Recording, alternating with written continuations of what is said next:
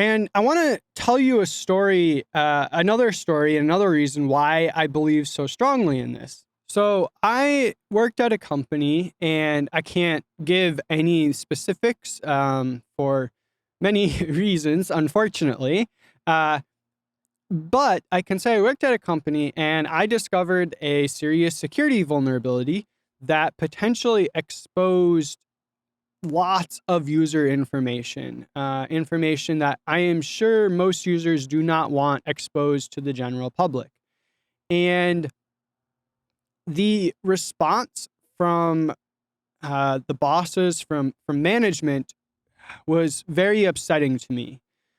So I I disclosed my discovery of this vulnerability, and I had code that proved it, and it was like, yeah, this is real. It's extremely serious. So my suggestion to management was, okay, we need to obviously first fix the issue, and of course they were on board with that, which is great. I suppose they could have been like, nah, it's not that big of a deal or whatever. So they were on board with that. But then I was like, and then we also need to inform our users and investigate the potential extent of the exploit and see if anybody actually exploited it. And this is where I was very unhappy with the response. Basically, I was told, oh, yeah, I mean, that sounds great and all, but we've got a lot of other priorities. And to be honest, we can't afford bad press, and this isn't going to look good. And they gave me lots and lots of reasons like that. And so, no matter how much I tried, they were not interested in me. Like, I really felt like the way I thought of it was, if I am a user of this system and this happened to my account, I would absolutely want to know, because I would want to check on, is somebody committing fraud with my information and things like that. I would want to know to keep myself safe. And so I'm like, yeah, absolutely. If I'm a user of this system, I would want to know what happened. And so I really pushed for that. It's like, no, we need to tell people, this is really important. But it didn't happen. It was it makes me frustrated even now, thinking about it. It was so disheartening. It's like, clearly this is about profit in the short term for this company, not long-term success and not the users.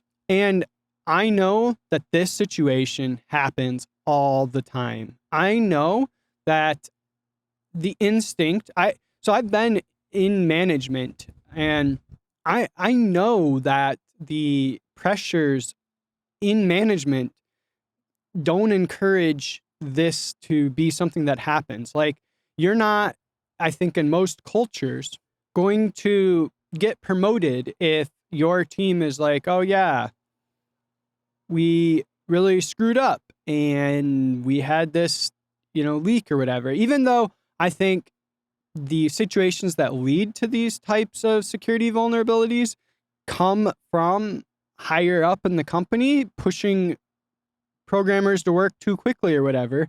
I think ultimately the blame lies with the people at the top. But you don't move up the chain by having this happen under your watch. And so there's a lot of pressures to not disclose it. And at least in this case, it went along with years of the development teams trying to push back on management's schedule, basically saying, hey, we can't do a good job. We can't write quality code. We can't check and try to make sure we don't have security vulnerabilities because of the schedule you're putting us under. And so it definitely comes from higher up in the company. And I think if, as programmers, we had more power in this equation, we could have at least come to some sort of way of making this work for everyone, being like, hey, maybe there's some less important features that we don't need to do now. We need to make this code better. And to be honest, in my experience, as the workers, as the programmers, the developers actually making things, actually producing things, we often understand the software the code and the product better than our bosses. And it's also been, I don't know, proven, if that's the right word, but it's been demonstrated scientifically that being a boss also psychologically over time transforms your brain, so it's harder to have empathy with other people and with other users. And just overall, I think